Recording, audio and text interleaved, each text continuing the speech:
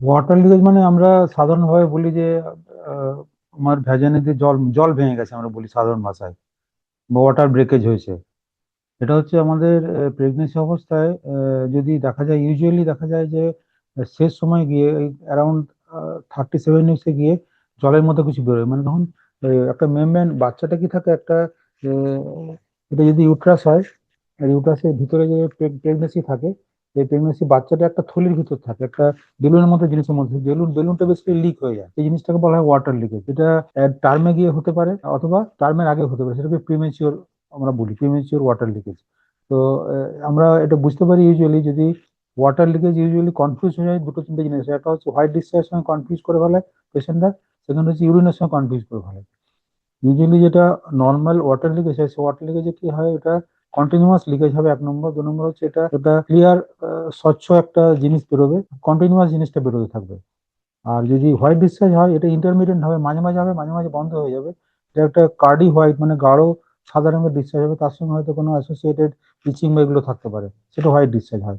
আর যদি দেখা যায় যে ইউরিনের তো একটা আলাদা একটা স্মেল থাকবে, আর ইউজুয়ালি কাশি বা হাঁচির সঙ্গে একটা ইউরিনের জলের মতো বেরিয়ে যাচ্ছে, এটা বেসিক্যালি ইউরিন লিকেজ হয়। তার মানে তিনটে জিনিস হলো, একটা হচ্ছে নর্মাল ওয়াটার লিকেজ হলো, একটা হচ্ছে হোয়াইট ডিসচার্জ হলো, আর তিন নম্বর হচ্ছে ইউরিন লিকেজ হলো।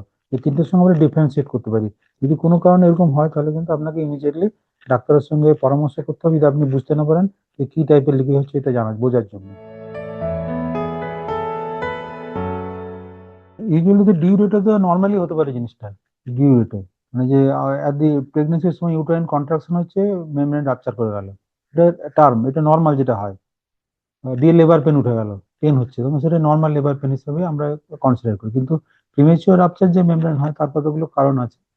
একটা হচ্ছে, তো বেশিরভাগ ক্ষেত্রে আমরা কারণ জানতে পারি না, আমরা ইংরেজিতে বলি আয়াট্রোজেনিক, যেখানে কোনো কারণ জানা যায় না। আর সেকেন্ড হচ্ছে দেখা যায় কোনো সংক্রমণ থাকে, কোনো ভ্যাজানাতে কোনো ইনফেকশন হয়েছে, ইনফেকশন হয়ে ভ্যাজানার যে মেমব্রেনটা থাকে, মেমব্রেনটা উইক হয়ে গেছে, উইক হয়ে গিয়ে ওখানটা লিক হয়ে গেছে, লিক হয়ে ওখান থেকে জলটা বেরিয়ে আসছে, এটা একটা হতে পারে।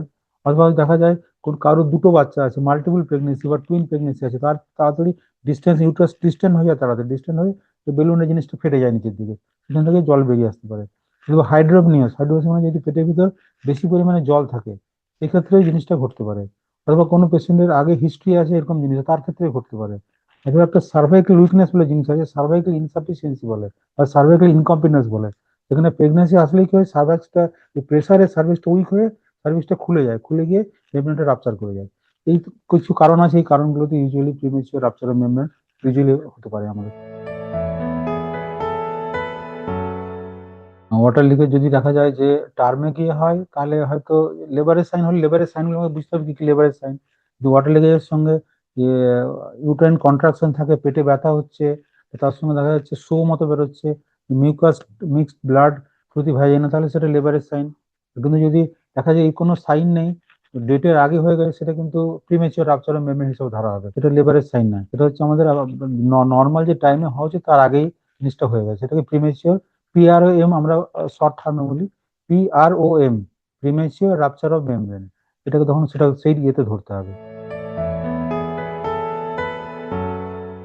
টার্মে চলে যায়, তাহলে তো কোনো কমপ্লিকেশন হওয়ার কোনো পসিবিলিটি নেই, পেশেন্টের লেবারে গেল, পেশেন্টকে দরকার হলে যদি পেশেন্টের লেবার পেন না থাকে, আমরা কি করি, ইন্ডাকশন করি, একটা ওষুধ দিয়ে আমরা পেশেন্টের পেন তুলি, যাতে পেশেন্টের ডেলিভারি হয়ে যায়, নর্মাল ডেলিভারি। নর্মাল ডেলিভারি না হলে আমরা সেখানে সিজারিয়ান সেকশন করলাম।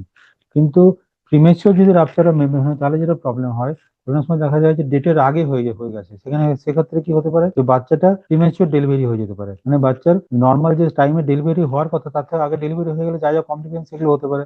যেমন বাচ্চা যদি আগে ডেলিভারি হয়ে যায়, তাহলে দেখা যায় বাচ্চার একটা লাংসের সমস্যা হয়, যেটাকে রেসপিরেটরি ডিস্ট্রেস সিনড্রোম বলা হয়। এর বাচ্চার ফুসফুসের সংক্রমণ হয়ে বাচ্চার শ্বাসকষ্ট এগুলো হতে পারে।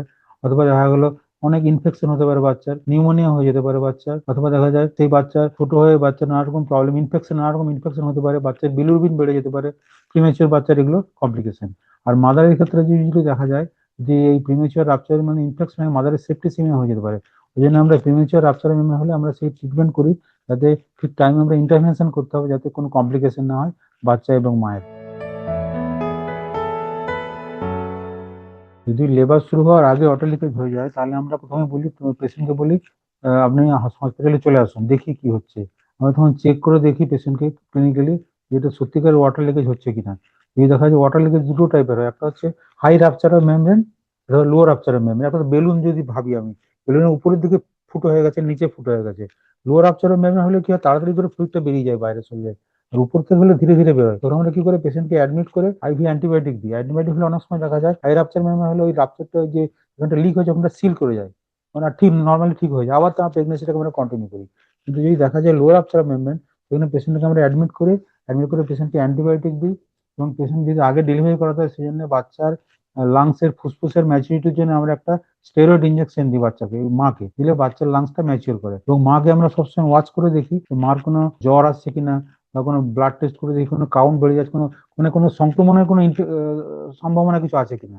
সেসব কিছু থাকলে কিন্তু বাচ্চাটাকে আগে আমরা ডেলিভারি করে দিই। বাচ্চা যদি না খারাপ থাকে তাও বাচ্চাকে, মাকে বাঁচানোর জন্য তাড়াতাড়ি আমাদের ডেলিভারি করে দিতে হবে। অথবা যদি বাচ্চাটা ঠিক টাইম মতো আমরা যদি 7 দিন 8 দিন আমরা এটাকে পার করে দিতে পারি, তখন দেখা যায় যে বাচ্চারা ডেলিভারি হয়, বাচ্চারা আস্তে আস্তে নিজের থেকে শ্বাস প্রশ্বাস নিতে পারে এবং বাচ্চা সুস্থ হয়। সেই কারণে আমাদের এই স্টেপ গুলো নিতে হবে, আমাকে ব্যালেন্স আমাকে নিতে হবে, বাচ্চার কত মাস আছে বাচ্চার, বাচ্চাকে ওগুলো পেশেন্ট পার্টিকে ভালো করে আমরা কাউন্সিলিং করি। এই মাস হলে বাচ্চার এই প্রবলেম হতে পারে, কারণ বহু ক্ষেত্রে আগে যদি ডেলিভারি হয়ে যায় তাহলে দেখা যায় সেটা হচ্ছে বাচ্চাগুলোর শ্বাসের প্রবলেম হয়, সে বাচ্চাগুলোর রেসপিরেটরি সাপোর্ট লাগে বা আইসিইউ সাপোর্ট লাগে। এই দিকগুলো আমাদের নজর রাখতে হবে এবং পেশেন্টদের ভালো করে বোঝাতে হবে। প্রথমে হচ্ছে ঘাবড়াবেন না। ফার্স্ট আপনি আপনার নিজের গাইনোকোলজিস্টকে ফোন করুন, ডাক্তারবাবু আমি ওয়াটার লিকেজ হয়েছে, আমি বুঝতে পারছি না কি করব। ডাক্তারবাবু নিশ্চয়ই আপনাকে হাসপাতালে ডাকবে। আপনি কোনো ভ্যাজাইনাতে কোনো কিছু ইউজ করে, ভেজানোর মতো কোনো ট্যাম্পুন ইউজ করবেন না ভেজানোর ভিতরে, বা কোনো কিছু ভেজানোর ভিতরে ঢোকাবেন না। একটা স্টেরাইল প্যাড ইউজ করবেন যাতে কোনো রকম ইনফেকশন না হয়। এই অবস্থায় কোনো রকম টেনশন না করে শোয়া অবস্থায় হাসপাতালে নিয়ে আসা উচিত পেশেন্টকে। তারপরে কেননা শোয়া অবস্থায় আমরা ওয়াটার লিকেজ হলে কি হয়, অনেক সময় দেখা যায় কট কোলাপস হয়ে যেতে পারে, বাচ্চার যে আমলিক্যাল কট থাকে সেটা সার্ভিস দিয়ে বাইরে চলে আসতে পারে। এই জন্য এই অবস্থায় হাসপাতালে আসতে হবে। আর ডাক্তারবাবু দেখে, ডাক্তারবাবু হচ্ছে আপনাকে বেস্ট ট্রিটমেন্টটাই দেবেন। ডাক্তারবাবু বলবেন আপনার অ্যাকচুয়ালি কি করা উচিত, কি করা উচিত, কি করা উচিত না। ঠিক আছে।